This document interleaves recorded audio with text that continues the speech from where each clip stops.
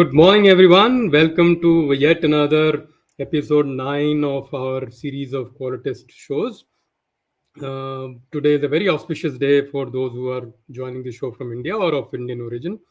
It is in multiple parts of the country. It is either Gudi Padwa or Yugadi or other festivals, also celebrated in some parts as the Hindu New Year, by some, the first day of Navratri as well.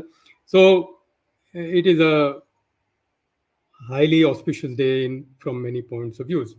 And we are delighted in this series of Qualitist show on behalf of Qimpro Foundation to bring a very, very special guest to you. As you may know, just as a quick reminder, that this show on behalf of Qimpro is primarily to promote the term and the profession of a qualitist. And we will talk about this more in the show, but the term qualitist itself was coined by Dr. James Duran, the founder of modern quality management, as we know, and later on evangelized and embodied by Mr. Suresh Lula in India and the Indian subcontinent and parts of the world as well. So this is the series where every month we speak to one distinguished qualitist, and you are in this ninth episode. So if you do want to catch the previous episodes, and some of you may get inspired to catch previous episodes, please feel free to check up my previous live show streams, or easier is to go to my YouTube channel, and which is managed better, or search by my name and look up the previous shows. Right. I will also leave a stream which you can check. So with that, I will bring in my partner in crime to the show, Balaji Reddy, who's a distinguished qualitist himself and also the founder of the Deming Forum of India. Namaste, Balaji. Welcome to the show, your show actually. What we will do is that quickly over to you, Balaji, and you can then introduce the guest for the day and then proceed from there. Sound good? Before we get there, a quick shout out to everybody on the stream. I can see, yeah, so the LinkedIn stream is working. I can see YouTube stream also working. So that's great. Seems to be working. Balaji, are you there or did we lose you?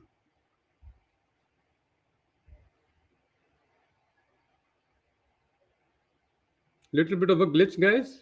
Just give me half a minute, maybe lesser. Let me check if he has sent a message or anything.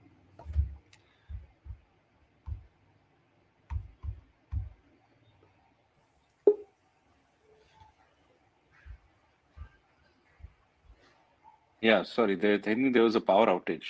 Am I Ah, back? back. You're back. You're back. Wow. Okay. Thanks.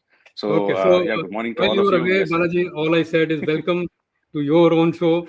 And why don't you introduce our guest and proceed with the show? Hmm? Yeah, sure. I mean, before we begin, greetings to the festive occasion all over India. So, greetings to everyone. I mean, it's different parts of the country is known by different names, so I don't want to get into all of that. So, just generally saying festive. So, yes, I think our ninth episode. Uh, Anshuman, I think that's huge, right? And we have a very special guest also today, along with being this very, very momentous occasion. Uh, Also, personally for him, it is, I think, a great milestone, right? We'll be introducing him. And I think I'll just get on with talking about him before you bring him on the picture. So, this is Dr. Anoop Nigwekar, right? And he's a Master of Medicine in homeopathy, right? And also done his MBA and Advanced Diploma in Management from AIMA in New Delhi. Now, he has pursued the clinical teaching profession in homeopathy since 2002. That's 20 years in the field, and he's a professor and HOD in repertory. Okay, I hope I've got that right because that's a branch of homeopathy. And he's guided more than 50 students in their masters in homeopathy, which is a postgraduate homeopathy qualification.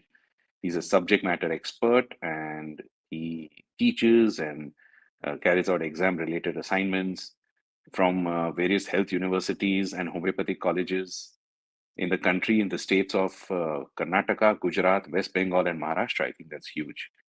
Also, he got attracted to the field of management as a part, being as part of the ML Dhole group of organizations, which he was associated just after his graduation, and which was in the development phase, working towards providing healthcare, education, research, and community services in urban, rural, and tribal communities. And he's been involved right from its inception. It contributed to the creation structure, the systems for operations of 5 hospitals, right, in 2 major states of Maharashtra and Gujarat. And each of these has a bed strength of around 200 beds. And 2 of these hospitals have received a full accreditation of the national accreditation board of health, that is NABH Ayush, and one of them has an entry level allopathic certification as well. So he pursued the post graduations in the Faculty of Management, obviously seeing the need for management at the healthcare sector. As far as quality is concerned, he not only was implementing quality in these hospitals, but also the IMC Ramkrishna Bajaj National Quality Award process, which he got involved in 2012.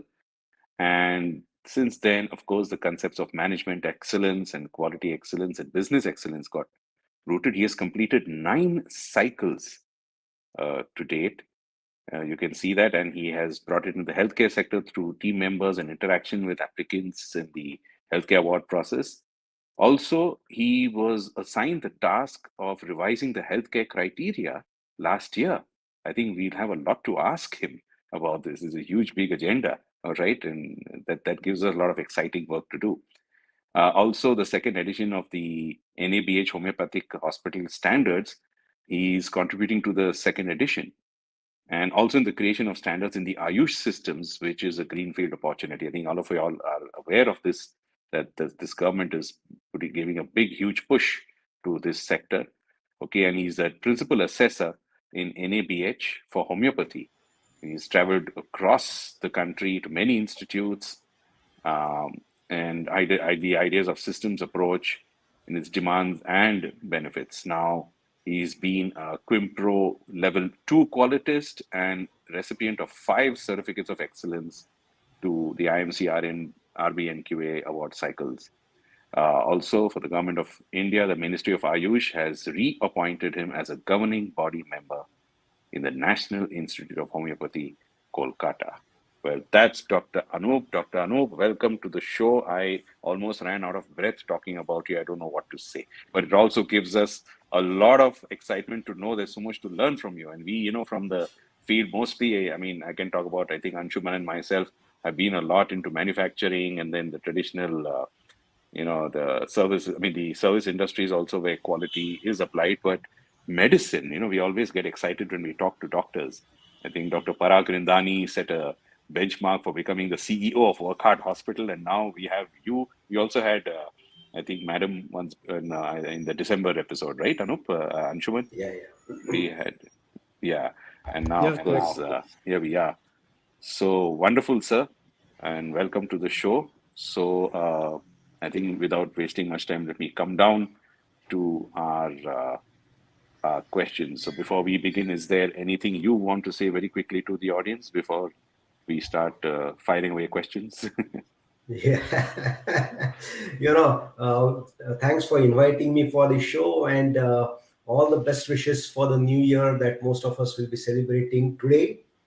It's a momentous occasion for my as a person, because this was 33 years ago I started my professional practice as a homeopath, and today after 33 years I will talk on something related to quality. So it's a swing from one angle, but a connected swing from another angle. I hope I'm able to share with you how these two swings are merged and what is the lesson that I have learned in my life. I hope it's a useful session for all of us who are trying to reach out over here on this Oh, platform. of Thank you course, so much it for is bound to invitation. be. It's absolutely. We are more excited, I think, to talk to you about this. So let's start right away, sir. Of course, now you are now a distinguished qualitist. We just read about your career, but this is not where you started, right? I mean, could you tell us a little bit about your earlier career with related to quality and how you got into quality? I mean, the quality journey, so to say. When I actually going a little become nostalgic from one angle. When I started off my career as a homeopath, I was actually looking for understanding the process by which a homeopath actually arrives at the remedy that he prescribes to the patient. So, there has to be some method in this whole mechanism. And I was actually searching for something some people or an institution who would train me and teach me in all this. And you could say by design or by default or by whatever accident, I ended up with an institute called as Institute of Clinical Research in Mumbai, which was founded by the late Dr. M.L. Dhawale. And there I saw something that really triggered my mind. They had a process which they called as standardization of individualization. Homeopathy as a science is a very individualistic science. But if you wish to have some processes, then you have to standardize those processes. And this standardization was, kind of merged into a booklet which was called a standardized case record. I just show it for the audience sake. This Oh, wow. standardized case record, it's a huge book from one angle. It's a 104-page book, which is used for each patient from our side. But not all pages are used for everyone. But the beauty of the whole book is that it has a recording section where you record the complaints of the patient. Then you have a processing of the symptoms that the patient is giving. Then you synthesize the whole process, and then you end up giving the remedy. So there are 4 stages. So it's something that really talks of the method that needs to be adopted. This actually excited me, and therefore I took it up. Because at the same time, Balaji and Anshuman, I would share with you, I was keen on getting into IAS. And Thane district chose me as one of the potential candidates for being trained to become an IAS officer. And, the guru whom I actually met into this institution, he told me one fine day, now that you have chosen homeopathy, take this track, leave that track. And, that's how I left IAS and I moved into homeopathy. And this journey was, which began in 87. These 2 gurus I would specifically mention, Dr. Kumar Dhawale and Dr. N.L. Tiwari. These 2 people actually shaped me what I am today. I wouldn't have been this if they were not there in my life. These people actually gave me an opportunity because they had created a trust in the memory of this teacher of ours. So we created our first hospital, which was a rental premise, and I was appointed as an admin officer over there. And there came in my 3rd guru, my uncle, who eventually in his life became the University Grants Commission chairman. He told me, Anoop, that now that you're getting into running a hospital, you better get yourself qualified as well. So I became an MBA. So an MBA got through with me some understanding of this whole process. And as you just mentioned in the intro that the institution was growing, we had some management consultants who were trying to shape our group, the core group that came into cohesiveness at that time. And one of the gentlemen, pushed me into getting into this quality systems. I would definitely like to mention Dr. S.R. Ganesh.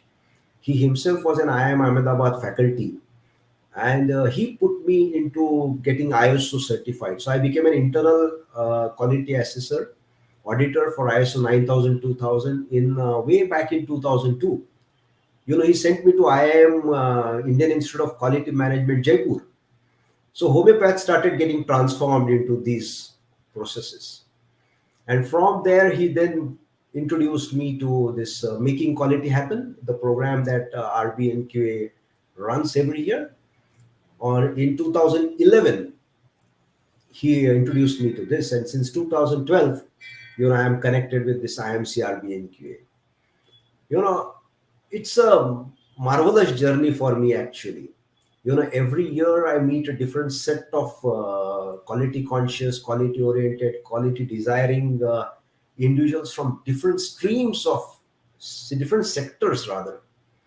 And by this opportunity, I was able to assess some NGOs, some schools, some hospitals, a general insurance company, way beyond. And this is where the concepts of processes, process management, process measurement, changing into ensuring that the improvement continuously occurs, and how that industries measure it, and how they actually bring their customers into these measurement concepts. It was something very, very unique for me as a homeopath. But somehow I grasped it, I learned from it, and then came this opportunity for NABH.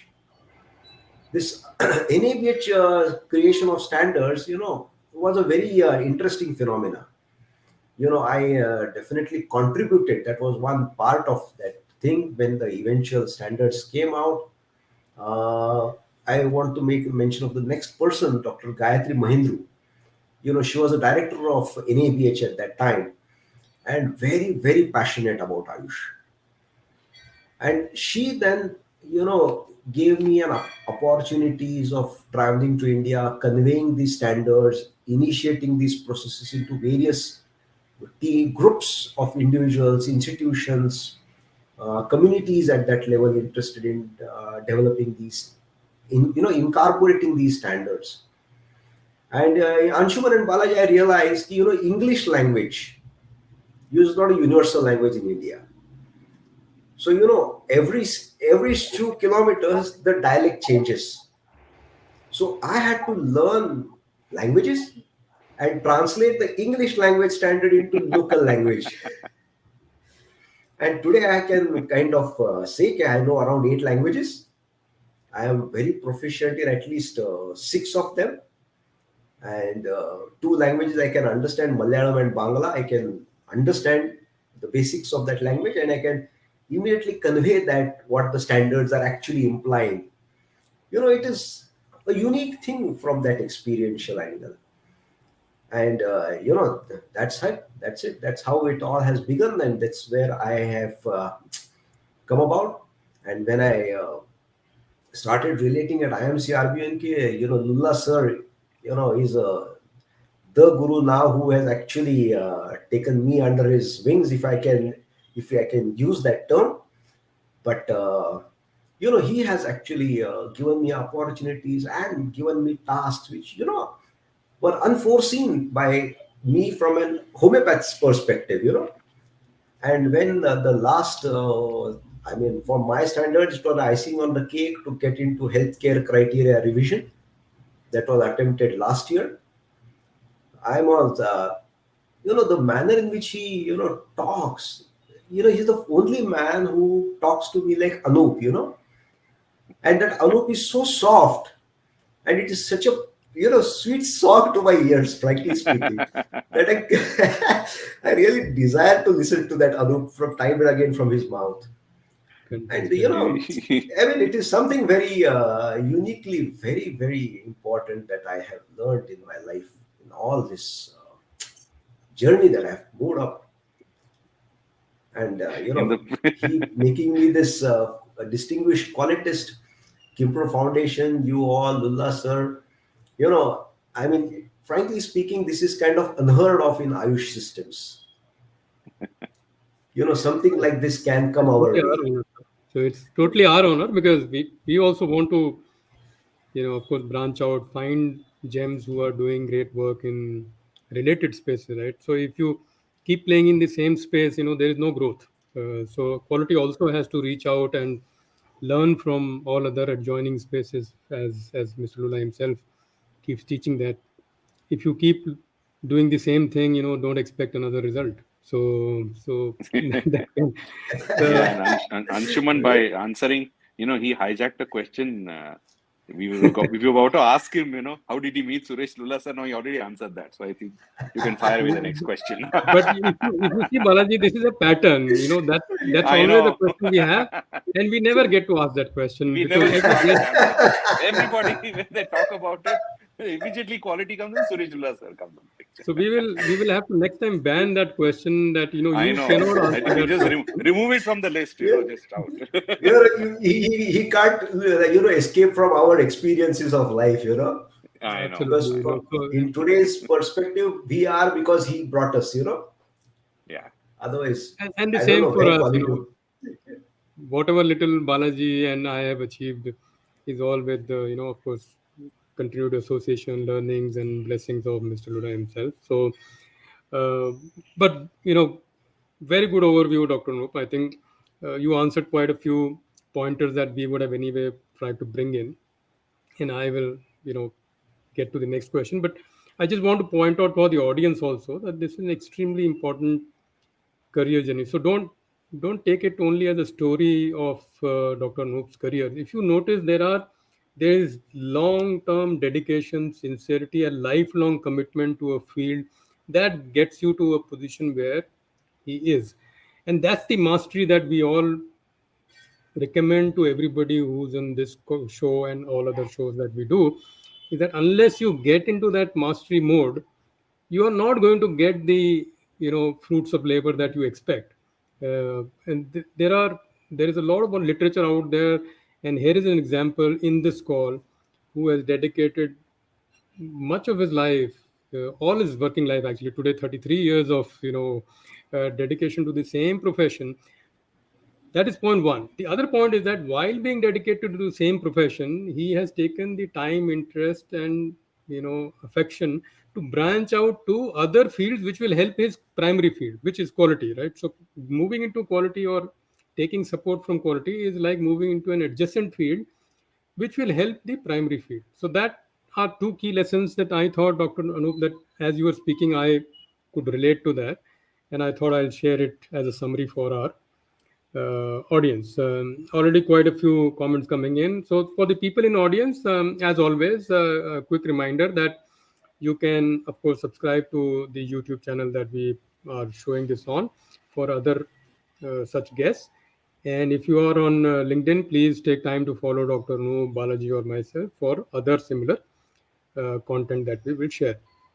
But moving on, I think from a questions point of view. So Dr. Noop, you are firstly, of course, a homeopath, like we just discussed, but also a distinguished qualitist, right?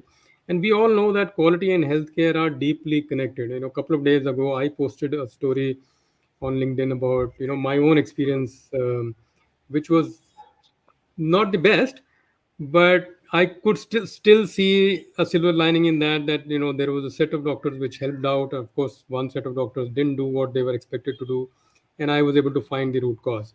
So quality and healthcare actually are fairly well connected.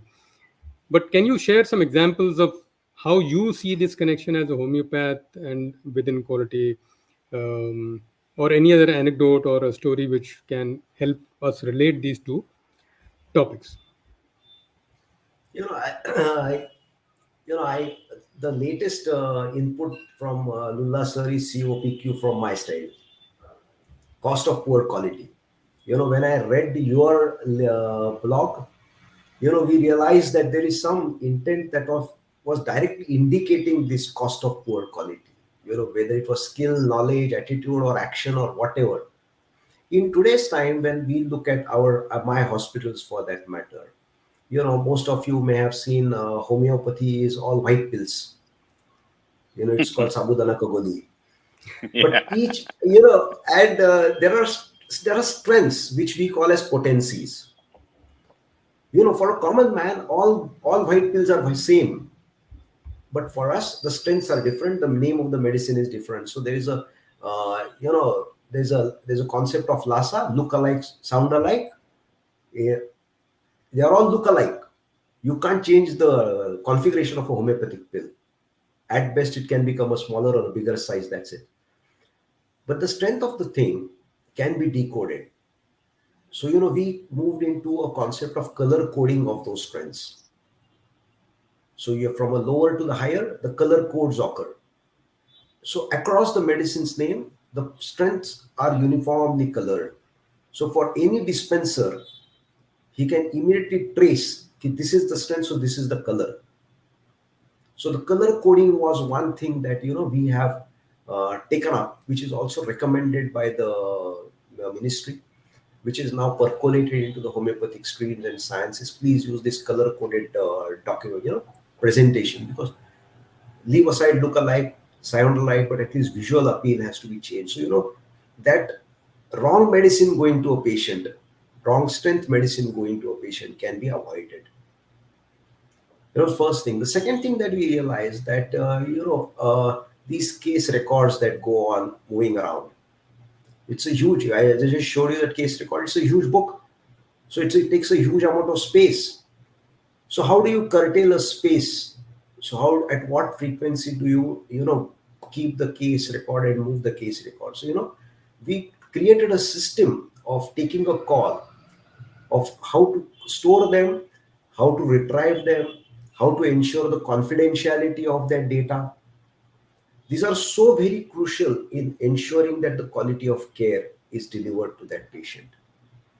We have also looked upon the concepts of waiting time. Most of the times you go to a homeopath, you may end up spending quite a few hours because, in homeopathy, they say, go back to the graveyard of your great grandfather. And from there, you bring on all the historical perspective to the today's time. It is an unmodulated time frame. But that is something that some patients may accept, some may not be willing to spare that time. So, we have tried to curtail that process where we take a concept of screening, where the patients are primarily screened. So it becomes an initial assessment. And depending on this assessment, we move to the next phase of further detailed exploration. So this gets timed. The medicine preparation gets timed. The patient walk-in, walk-out gets timed. And all of this adds value to the sense of satisfaction of that patient. We are looking on all these areas. There are issues like inventories, but what I would definitely like to share, I would like to connect the latest exercise that I did of revision of the healthcare criteria to what we are doing. What is happening today is digitalization. Post COVID-19, you see a whole lot of digitalization that has come up. Doctors talk on telemedicine, prescription are text. There's a whole lot of patients requirement has changed at that level. This is something that needs to be looked at, and that is also one of the features that has got integrated into the new criteria that we created. The second was Mother Earth. At our institute also, we, all the campuses that you come, you will be seeing so much greenery that you'll have to hunt for the buildings. The power that we generate is purely solar. Once upon a time, we were all, the institution at one hospital unit was paying anything between 4.5 to 5 lakh rupees power cost every month. Today it has come down to almost 1.25 lakhs. It's a huge amount of saving at that level. This is monitored every day. The team on the floor monitors this, and they have realized the value of monitoring, because that gives us the numbers and that tells us what is the change from yesterday. Because of these quality processes, all my hospitals, they are now not scared of any inspection. Because assessments are occurring almost at a very defined frequency. So we instituted a concept of inter-hospital assessments. So every 6 months, a team from one hospital goes to the other hospital, assesses as per the standards and the changes. The team from this hospital goes over there. So this mutual exchange of assessments, because assessments is something that doesn't criticize, it helps you to improve. Now, this culture of quality is now so very well accepted by the team. People are now not at all worried. So integration of health and quality has brought in me as a person a sense of a whole lot of teams that have got created. And those right down the line, right up to our security guard, to the director who sits in his camp, who runs the campus, everyone is so kind of oriented to the care of patient. Now, this is something that has, brought in that integration between quality, health, and homeopathy, all three things put together. Really well said. Wow. Very comprehensive. Balaji, before you get to the next question, there are some questions coming in, but what Oh we'll yeah, do is yeah, yeah. that Of course. we will wait a little bit for more questions. Okay. So one quick reminder to all audience, your questions can start coming in. We, as the format of the show, many of you know, is that we have some opening questions and then we like to relax and enjoy the show, and you all do the hard work of asking the questions. So we already have the guest in full form, so please let your questions come in. Dr. Rajesh and Bakari and a couple of others who've already asked, we've taken note, but others also let the questions come in. Balaji, over to you for your question, and then we move to the guest questions. Yeah, I mean, no, after hearing you speak right now, sir, like how you establish the quality systems in, at your place, at a place of work now. We're looking at healthcare. Okay. My question is two-phased. One is, it's about adapting and adopting, some of the quality practices, but also generating some of your own, right? Being in the healthcare. So, I mean, I can tell you, I speak for Anshman and myself, being manufacturing oriented and sometimes service. We are often very intrigued as to how, in the field of healthcare, being domain specific, how do you adapt and adopt? So, what are the practices you have adapted and adopted from the generic quality field, and which are those which have been specifically created in your field, that you would like to share with us? So both, you can give both the answers. That is, what is specific, which you feel is unique to homeopathy or healthcare, which I think other domains could, perhaps take a leaf out of, or something which you, and also not or, and something which you found in some other domain which you adapted and adopted to the field of healthcare and homeopathy. So could you give us some throw some light on that? I will share with you one relationship that our institution has with Tatas. Tata has a concept which is called as Tata Pro Engage. So there is a concept of volunteering of those professionals. These people, these teams come to our campuses, be with us for 3 to 6 months. We try to actually give and take the whole concepts that they think that we can adopt. They actually do a root cause analysis of one of the problem that we share with them. And when we go on to go through the process of these 3 to 6 months, it is a wonderful hand holding where they start training our people, orienting our people to practices that can be adopted so that much larger good can be done. When we went into the field of homeopathy with them, we realized that just being focused on what we are doing, if we are able to measure the various outcomes that we desire from patients coming in, dispensing of medicines, taking care, because all very silly things, all these homeopathic pills are kind of sweet, so they are prone to rodents. Now this is something appears to be so silly and simple, but if we are not implementing practices which ensure fair amount of hygiene measures, all homeopathic medicines can get worked up and destroyed. Now this is something that occurs. The second thing that we have actually ensured as far as this, which extends to the process, is how do you prepare a homeopathic medicine. These are processes which are handmade.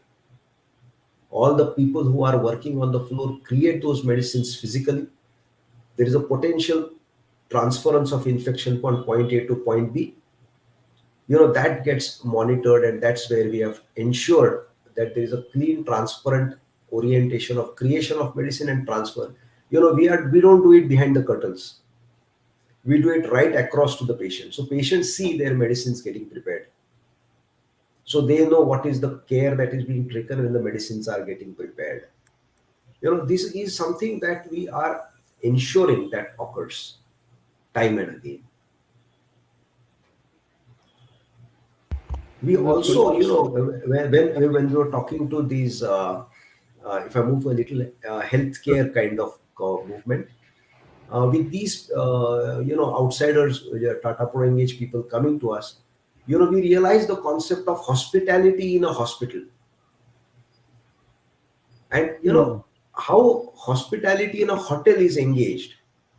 Mm. Can some of those practices be brought into our institution? Right from receiving a phone call and how do you say hello to your patients. I would like to, why I'm making these small things, sharing it, is because most of these hospitals are either in the rural area or in the tribal zone. So the people who are, kind of working with us are not so, sophisticated in their communication patterns by what we would desire them to be. So, it's a whole lot of training process that went into their getting oriented to how to become customer friendly. Now, this is something that hospitality in the hotels, we were able to bring into hospitality of the hospital. So, therefore, how we adopt and adapt, this process for Right. us is an ongoing process every time. I think Yeah, some. that's one of the grouses, that we've had at with the, I wouldn't say grouse in a negative sense, but when you are going to a hospital, most of the hospitals have very less parking space. I mean, it's just a small point. We come there uh, to to treat my patient, or come here to search for a parking space. So that I've seen now, of course, the newer hospitals are built, basement parking and much bigger ones. But I remember the older ones, we always had this, where are we going to park the car? Just a simple thing. Like when you said hospitality, it just struck me. I thought I'll just bring that up. Right. I mean, Wow. That car was great. Yeah. parking, a place to eat food. Relatives come, they come with, Yeah. you Yeah. don't know Yeah. how long they will be engaged. They have no place to, they have no, Right. how clean a restroom is will determine what is Right. the quality of care you are delivering to your patients. Absolutely. Absolutely.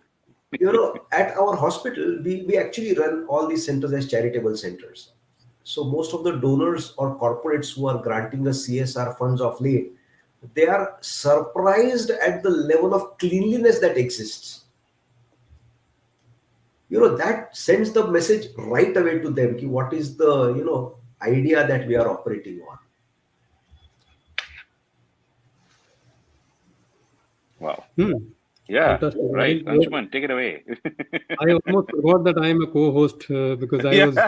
I was making notes, Notes and like a student in a professor's class. So Dr. Anoop, this Oh is the my, first time oh yeah, my. yeah. Because forgotten. I'm not making the notes, so Anshuman need to you give me the know, notes later. Huh? I mean, this is amazing. Yeah, Deep. no, I was busy making the notes, yeah, and yeah. Anshuman, that's the care you have to take. I'm a professor by profession, so you have to shut my mouth sometime. No, at no, least sir, we are enjoying our it. generations are, we grew up with, full respect for the professor. So even if the professor takes a little longer, it is not in us as of now. Maybe the next generation has the courage and the gumption to do that. But moving on, actually, I was quite intrigued by the hospitality, the cleanliness part, and the production part that you spoke, and um the question Balaji had posed, was more that what have you learned from other domains and what other domains can learn. So this is a brilliant example, practical life example, that we don't have to Absolutely. always learn landing on Mars or that kind of a I thing. know. We can learn simple stuff from other domains and make our domain better, which I keep repeating is the joy of this adjacent learning. So what can you learn from adjacent spaces? You sometimes don't learn anything new in your own space, uh, at least not for a few years, but you can always learn something from a adjacent space which has some similarity, like hospitality one, like you brilliantly said. you know like in medicine, many senior doctors still argue that the single most biggest breakthrough was about 100 years ago, Second World War, when the hand sanitization process was institutionalized. After that, it is all incremental, right? I hope there's no doctor, other doctor in this call to sue me, but keep learning from others. So that was the biggest breakthrough. Yeah, of course, there are other medical breakthroughs, but so I was fascinated by this.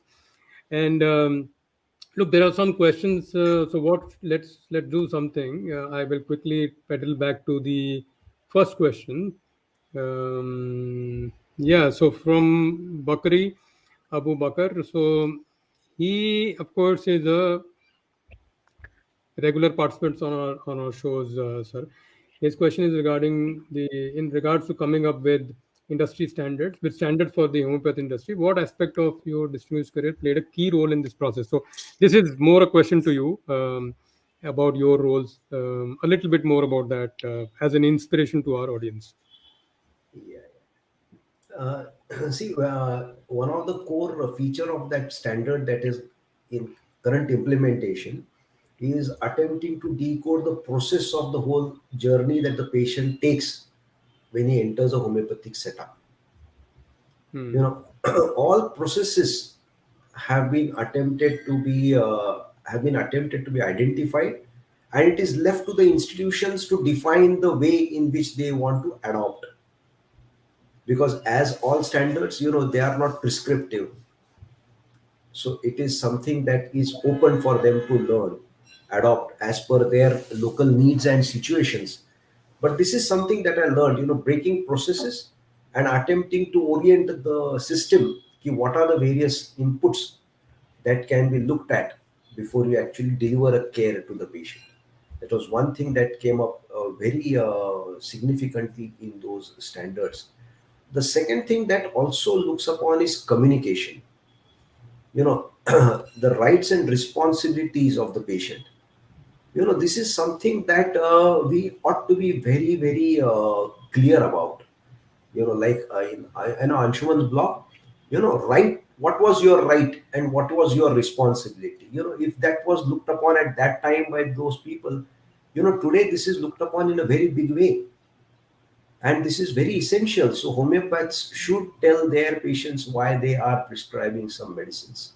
It's the right of the patient to know it, and it is my responsibility to tell them, is something that has got captured very actively in this. The third and the most important thing is documentation.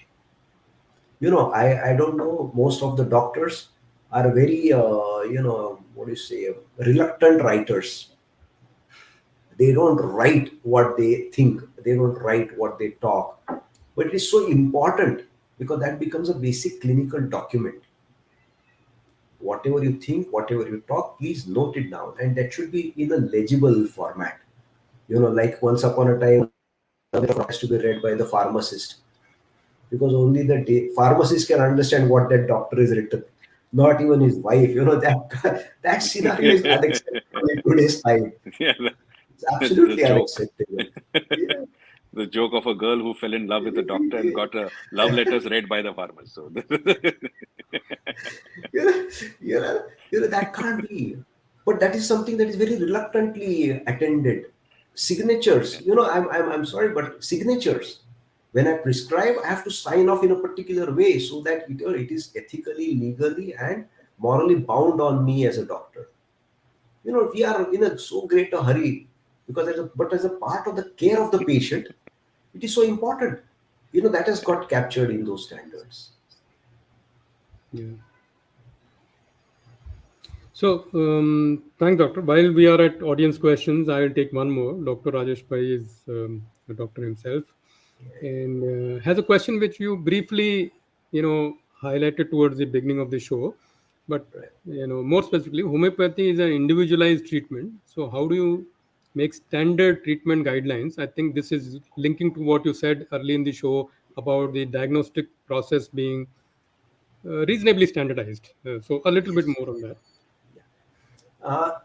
See, I the issue in this whole conceptually is that in homeopathy there is one medicine for many illnesses. Okay, and for one illness there can be many medicines. Hmm. This is a very fundamental philosophical concept that homeopathy operates on. So that's very intriguing at one level. How can there be one medicine for so many diseases, and how many medicines can come for one single disease, which is so uncalled for. But the process by which a homeopath can reach the medicine, in our terms, we talk of case taking. So you receive the patient, whatever you have received, you are processing those symptoms. Based on that processing, you're synthesizing those symptoms, and there you are arriving at the remedy. The remedy can be different because the patient is different, but this process part can be brought into a process of standardization. Documentation at all these stages can certainly brought into standardization, and that helps you to go back and forth to ensure that all the actions that you have taken are logically appropriate or they need correction. So you can correct your action which may have not been appropriate. So corrective action and preventive action, the kappa, that also exists in the standards. Your corrective action is something that you can correct after you have made a mistake, but a preventive action is something you can actually prevent by ensuring that you are following correct process. That's how that gets integrated. Yeah, fantastic. I think so. Dr. Pai, Rajesh Pai, I hope you have your answer. And of course, like Dr. Noop said in the beginning, uh, he's very reachable. So if you need a medical conversation, which of course we might not be able to have in this, feel free to reach out to him. He is quite active on LinkedIn as well. So we will move on. In interest of the show. So I'll have one more question, and then we'll move toward the end of the show with Balaji's question. One is, which is a question we ask almost every guest of ours, is that you are today you are 33 years into this career, and of course there was some education before that, so it's a long career already, and we will wish much many more years for this career.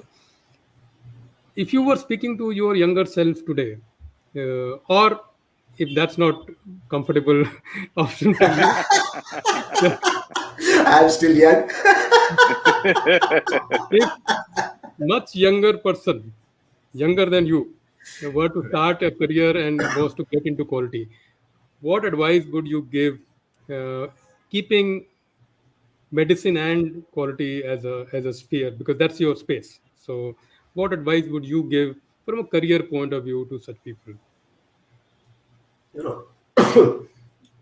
know if I look from my personal angle and my personal experience, you know associating with quality circles and quality oriented people, knowledgeable people of that category, my every tomorrow was not like yesterday. It is very very kind of gone into my DNA. Being in quality, I actually go on enjoying every single day because everything new happens, something new happens, something better happens than what was happening yesterday. So that freshness of perspectives keeps on walking into me every day because I'm here, and I continue to be young because of that. If I stagnate to the knowledge that I got once upon a time from my college, I would have still practiced for 33 years. But that knowledge base that was gained 33 years ago was something that I would have, my investment or my fixed deposit, would have, by the inflationary processes, would have died down to negative by now. So getting into quality ensured that I keep myself abreast from medical perspectives, innovation perspectives, upgrading perspectives, and from quality perspective, I go on learning improvement features, facilities, opportunities that come. And that is something very uniquely possible only because you are connected with quality. So if you are a youngster, age no bar, age no bar, you still can go on learning everything, every day something new. Even though if it may be a very small thing, it will be something that was definitely better off than what it was yesterday. And therefore I thoroughly enjoy what I'm doing currently, and I'm sure I will continue to enjoy for all time in future as well. Fantastic. I think Wonderful. that's a career lesson for everybody, and on behalf of the younger lot that we younger than Dr. Noop lot that I asked. So his answer is, of course, keep learning. And I like this, that every day is not like your yesterday. It is better, and that is a theme that we follow in the qualitist profession as well. That we all have to collectively learn from each other and get better at what we are doing. Balaji, over to you. Any Yeah, yeah. I mean, right. I mean, Dr. Anoop, I mean, really opened our eyes up to a lot of other things. in this era, of the internet and information being readily available, a lot of overcorrection happening. That people don't know or they can't make out the difference between signal and noise. So, is there any favorite book or books on quality or innovation or quality healthcare that you would suggest to the audience that you could read, or some things that influenced you, perhaps that they could look through this buzz and pick up something that could interest them? Any book or any series of books you could Oh, mention? you know, uh, 7 Habits of Highly Effective People as a book. You'll not believe, Balaji, was gifted to me as my wedding gift Oh, oh, by the same teacher who brought me into homeopathy. okay. And that is a book which ensures that you keep on sharpening your saw, that ensures you have that understand before being understood, that ensure you have an empathy. There are so crucial phenomena in the concept of quality. And so, what about win-win? The second book that actually I got attracted to was, biography of Benjamin Franklin. Okay. I moved from the 7 Habits into Benjamin Franklin. Because I kind of read a whole lot of Walter Isaacson's series. That is my Hmm. personal collection, which I read very diligently. And this book attracted me the most because, Benjamin Franklin turned out to be one person who moved from science, art, statesmanship, and connecting all of it together. And that brought in this concept of, time management. It is so crucial, that I believe is so crucial for all of us to have a successful career. Because whatever little time we have to make the max use of it to realize our potentials. And these two books, and then I of late I've been crazy fan of Quality Fables of Lulla Sir. Ah. Those tiny stories, it just blows you apart. It just talks of some humongous amount of experience in that tiny one page. And if you really read, reread, reread, you go on identifying so many things that are hidden within those few words.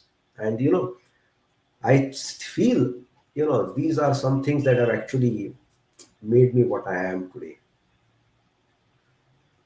Wow. I think. Fantastic. Balaji, quite a few questions still coming in. Yeah, So yeah, we yeah. will take a few.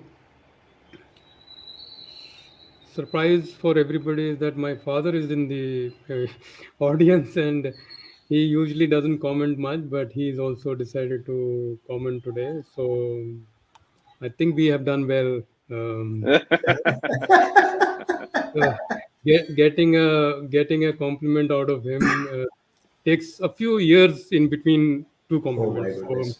So sweet of you. So sweet of you. so we've done well. I'll take a question from Johnny, another regular participant. So this is slightly more management and medical, but what final impact will make homeopathy to be the number one choice like allopathy today? Uh, it may not be your goal, doctor, but assuming that it's a worthwhile goal to pursue, what will be that one thing that could make homeopathy a popular choice like allopathy today is? What happens, I'll just share with you some my personal perceptions on this concept. Uh, Allopathy today is drilled into our systems. I am sure no one existing in this world has never experienced allopathic medicines. There will be very, very little population who has not touched it. But when I look upon, parking homeopathy vis-a-vis allopathy, there are multiple challenges. And one of the challenges that is very prominently pursued by me as an individual is the type of specializations that homeopathic institutions should deliver to their people. Allopathy, you have so much variety of specializations. That ensures that there is a the concept that floats into the communities. For every problem there is a solution. Hmm. Today's time, a homeopath is a homeopath. There are, I mean, lakh dukhon ki ek dawa, that kind of philosophy. A homeopath can't go on projecting every time till you don't acquire that specialization, the skill sets, the knowledge sets, and the world starts realizing yes, there is a possibility of homeopathy being able to help into variety of issues, because there are people who are trained, qualified, and delivering care of patients. It will be a very, very tough challenge for homeopathy becoming number one, because you have to change the whole perception of the mass, and it is going to be taking a ton of a time to do it. But I believe that could be one way forward to looking at this situation. Well said. So, Johnny, I hope you had your answer. There are a couple of more interesting and slightly more confrontationalist comment, but like all good shows, we welcome every comment. So, thank you there for your comment around homeopathy being largely an art and you know, a more generic space, which is, I think, not that the doctor has contested, and the last answer actually points in that direction itself. So, thank you for your comments. Um we will look at quickly some other, quite a few similar comments. Lots of thank yous, sir. We are coming toward the end of the show. So, what we will do is we will give you a couple of minutes to summarize and share your closing thoughts, and then we will quickly, with some announcements, wrap up the show. So that one key lesson that we have learned from Mr. Lula is to start and end on time, we can follow. You know, yeah, Anshuman and Balaji, both of you have been great hosts. And thank you to Qimpro Foundation for giving this opportunity for, relating with all of you. It has been a wonderful journey, obviously, all along. And I cherish every moment, every day that I have spent with so many qualities that I am networked with. Every day, something new just comes to my way, and some new, you know, um, every day tunnel gets over to a new light at the end of the tunnel. So every problem solution is seen every next day. This is something that has been my learning because I am involved in these activities. So you'll not find me depressed. You'll not find me sulking. You'll always find me cheerful and optimistic, because I obviously now start believing that for every small step that you do, which will move you from yesterday to tomorrow, is that small improvement that has occurred in your life. And that's exclusive lesson that I carry with me because of being associated with these kinds of environments, these kinds of people like you all, and being in this profession of being a quality professional and a homeopath at the same time. So I'm really grateful for giving this opportunity. Thank you so much. Thank you so much. The pleasure is Oh, totally pleasure. ours, Dr. Noop, and Balaji and I, and of course on behalf of Qimpro, extremely grateful for you to have taken time. And we are very conscious that we might have kept you away from your patients, or research work and teaching It's work. today is a holiday, Ah, okay, fantastic. Oh, So, then you've so, been very so I patient celebrate. with us. so then we are the patients in a way, because we Uh, wait for you. Yes. So. You've been good friends for that matter. Thank you, sir. So, with that, friends, I'll bring the show to an end. Like always, a quick reminder that the show recordings are on the same page that you visited. So, if you saw this on YouTube, it's on the same page. You can see the recording. The advantage in watching the recording is that you can watch it at a faster pace, so which is not possible in the live show. Same is true for LinkedIn. So, if you watched it on my page, you can of course follow me for more such shows, and follow the other hosts also for other similar announcements. One quick thing: next week, in next 2 weeks, are very interesting shows. Saturdays, both Saturdays, 9 and 16th of April, same time, 11 a.m. India time.